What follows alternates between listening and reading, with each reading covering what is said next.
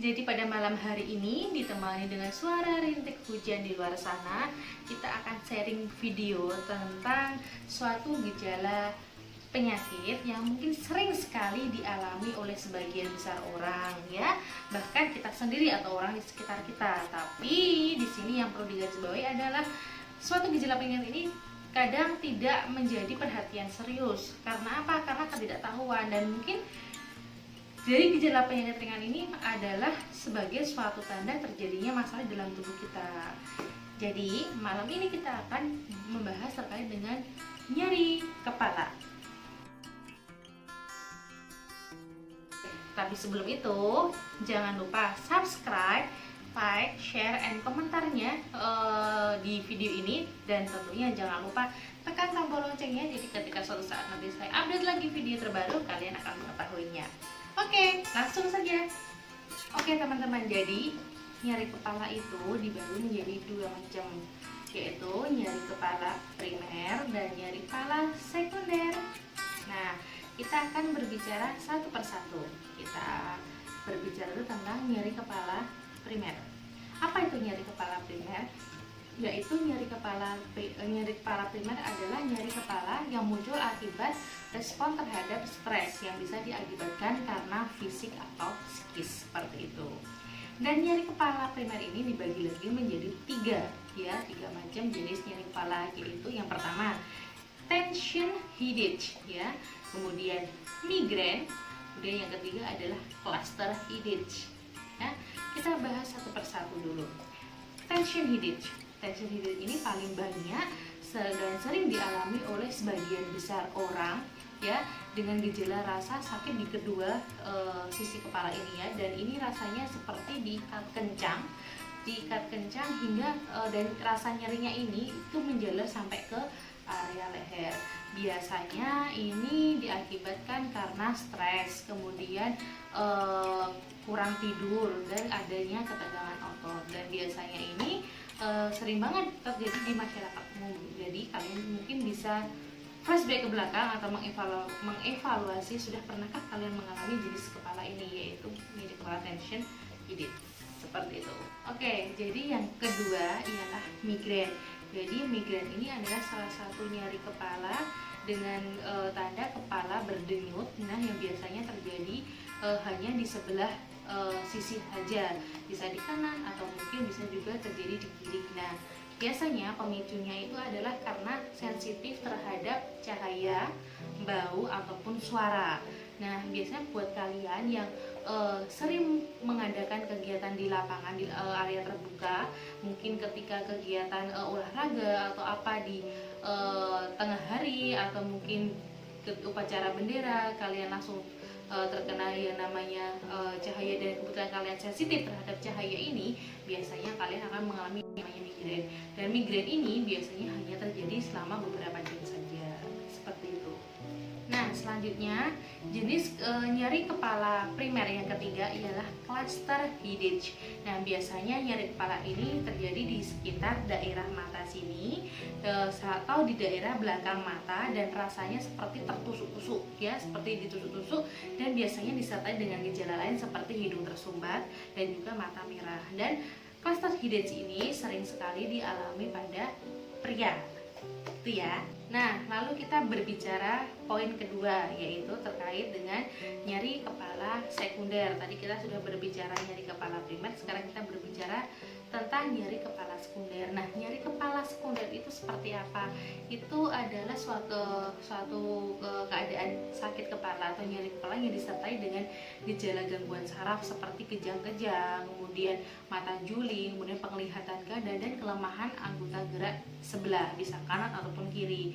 Nah, hal ini biasanya disebabkan karena adanya kondisi patologis di dalam otak yang bisa karena stroke ya, kemudian ada tumor otak, atau mungkin ada hipertensi berat atau tensi atau tekanan darah tinggi yang berat, kemudian juga bisa karena ada infeksi otak, bisa ke seperti meningitis dan lainnya, seperti itu.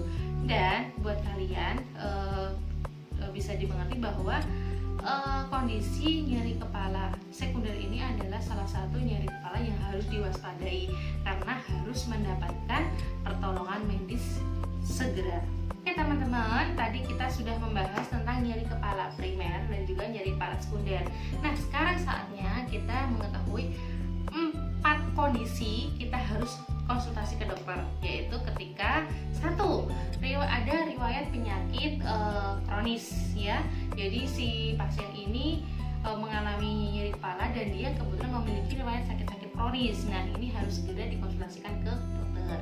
Kemudian yang kedua ialah nyeri kepala yang hebat ya, yang hebat yang tidak tertahankan sakitnya. Dan yang ketiga ialah nyeri tidak hilang ketika diminumi obat atau penghilang rasa sakit atau anti nyeri, seperti mungkin kalau di rumah-rumah biasanya ada istilahnya paracetamol, ibuprofen. Nah, biasanya ketika diminumin itu tidak mengurangi rasa nyeri sama sekali. Nah, ketika ada kondisi seperti ini segera konsultasikan ke dokter. Dan yang keempat atau yang terakhir ialah nyeri pada sekitar wajah atau sekitar mata. Nah, ini kalian harus juga segera konsultasikan ke dokter, gitu ya.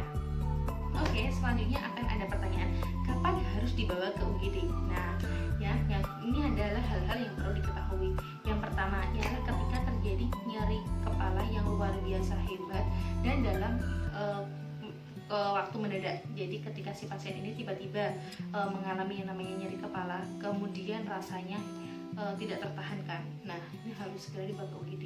Kemudian yang kedua, nah nyeri kepala ini bertambah sakit atau bertambah berat secara cepat. Jadi dalam waktu yang sangat cepat, nyerinya itu bertambah. Nah, pada kondisi seperti ini, pasien-pasien seperti ini juga harus segera dibawa ke UGD rumah sakit terdekat.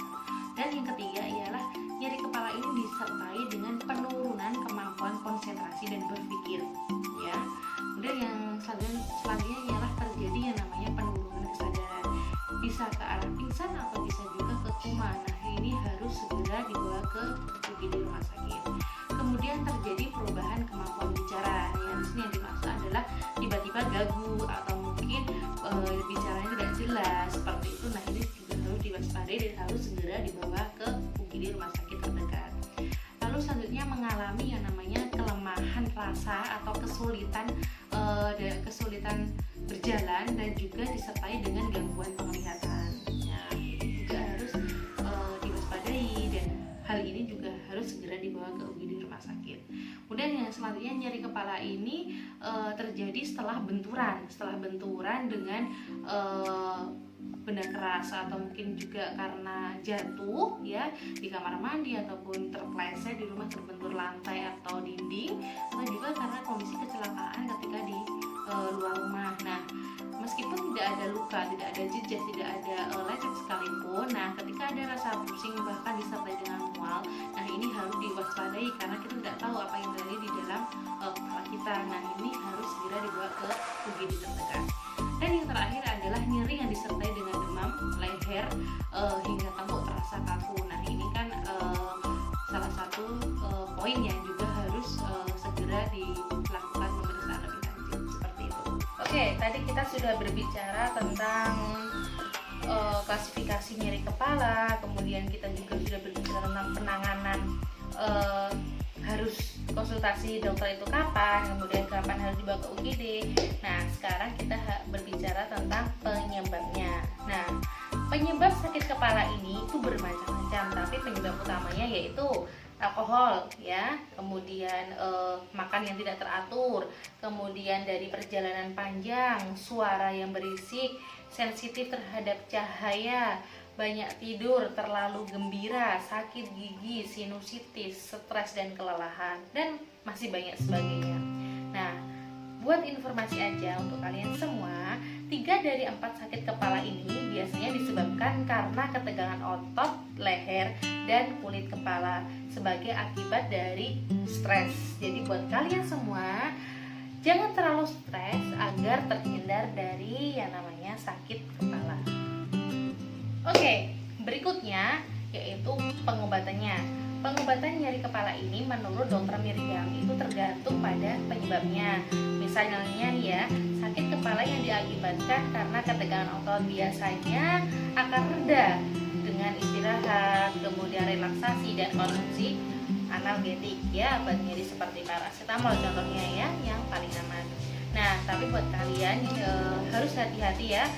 Kelebihan obat pereda rasa sakit terutama yang mengandung kodein ini juga dapat mengakibatkan sakit kepala. Jadi buat kalian konsumsilah anti nyeri yang paling aman, yang biasanya dianjurkan lah seperti paracetamol. Nah, obat-obat lain yang mempunyai efektivitas khusus ya harus sesuai dengan anjuran dokter seperti itu. Selanjutnya kita akan berbicara tentang penanganannya. Yang pertama, perbanyak minum air. Maksud di sini adalah bahwa kadang di beberapa kasus sakit kepala itu diakibatkan karena dehidrasi. Jadi dehidrasi ini bisa juga menjadi pemicu sakit kepala termasuk pada migrain. Jadi diharapkan ketika mengalami nyeri kepala ini perbanyaklah minum air seperti itu. Kemudian yang kedua ialah kompres area kepala dengan es. Di sini dimaksudkan agar supaya dapat menghambat pelepasan zat perangsang peradangan yang bergerak menuju kepala untuk meredakan atau mengurangi nyeri. Kemudian yang ketiga yaitu gunakan healing pad atau kompres ringan. Nah, ini khusus untuk yang tension headache ya, yaitu gunakan di leher dan belakang kepala untuk meredakan tegang otot yang berlangsung cukup lama. Kemudian yang keempat ialah hindari tekanan pada area kepala. Ini untuk teman-teman yang berjilbab ya. Mungkin ketika kalian gunakan dalaman jilbab itu kan ada talinya atau segala macam, gunakanlah yang jangan terlalu kencang ya, apalagi ketika kalian harus naik motor dengan motor segala macam dengan helm kan tentunya. Nah, itu bisa mengakibatkan ketegangan di otot di area kepala. Dan juga untuk teman-teman yang tidak pakai jilbab atau biasa mengunci rambut, jangan terlalu kencang mengunci rambutnya, bisa juga itu akan menjadi pemicu ketegangan otot dan mengakibatkan sakit kepala. Nah, yang selanjutnya ialah beristirahatlah di tempat yang terlarang atau gelap. Nah, untuk kalian yang sedang mengalami pusing atau sakit kepala dan perlu istirahat, usahakan pakai ruangan dengan cahaya lampu tidur saja sudah cukup, atau malah bisa sekalian dimatikan lampunya, dan sebisa mungkin jangan pakai cahaya atau cahaya lampu yang terlalu terang karena itu tidak akan bisa merelaksasikannya. Nah, yang selanjutnya ialah berhenti mengunyah. Jadi buat kalian yang sering ngemil ketika sakit kepala, ada baiknya di stop dulu mengunyahnya agar tidak menyebabkan atau memicu pusing yang berkelanjutan seperti itu. Kemudian yang selanjutnya melakukan peregangan, melakukan relaksasi. Nah, itu bisa juga kalian gunakan sebagai media untuk mengurangi nyeri. Nah, berikutnya ialah melakukan pijat kepala. Nah, ini seringnya maksudnya kita yang mungkin tidak mengonsumsi obat atau apa, kita gunakan teknik sendiri ya untuk memijat area kepala. Dan yang terakhir ialah memperbaiki postur tubuh, yaitu ketika pusing yang sangat berat kalian alami, yang kalian yang biasanya tidur dengan bantal yang bertumpuk 5 atau 6, nah sebisa mungkin tidurlah dengan di kasur sebisa mungkin tanpa bantal agar oksigen yang ada di dalam tubuh kita sirkulasinya menjadi lebih lancar seperti itu. Oke, saya rasa cukup sekian video kali ini yang saya sampaikan, sekelumit informasi, mudah-mudahan bisa memberikan manfaat untuk kalian semua, yaitu tentang nyeri kepala tadi, dari klasifikasinya, dari penanganannya, kemudian kapan harus dibawa ke UGD, kapan dikonsultasikan ke dokter, agar kalian juga bisa berhati-hati dan menghindari yang mungkin menjadi pemicunya. Dan untuk rekan-rekan semua, buat kalian yang tidak sengaja menonton video ini yang lewat di beranda kalian yang belum subscribe, silahkan subscribe, like, share, and komentarnya ya, untuk lebih membangun channel ini agar kedepannya saya bisa memberikan video-video yang tentunya lebih bermanfaat untuk kalian semua ya. Jangan lupa juga tekan tombol loncengnya. Oke, cukup sekian saya akhiri. Kembali lagi di video berikutnya tentunya hanya di Serasa ID. Bye bye. Assalamualaikum warahmatullahi wabarakatuh.